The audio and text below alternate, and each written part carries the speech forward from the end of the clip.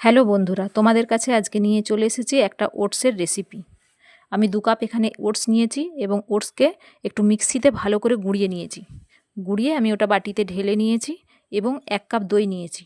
সেই দইকে ভালো করে ফেটিয়ে রেখেছিলাম। সেই ফেটানো দই আমি ওটসের সাথে অ্যাড করে দিয়েছি এবং একটা গাজর, 2টো পেঁয়াজ, একটা লঙ্কাকে আমি কুচিয়ে রেখেছি ভালো করে।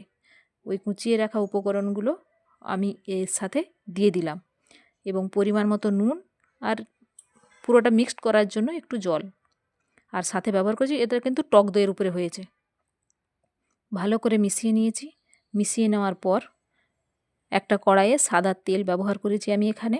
সাদা তেলের উপরে এটা বড়া আকারে আমি দিয়ে দিলাম।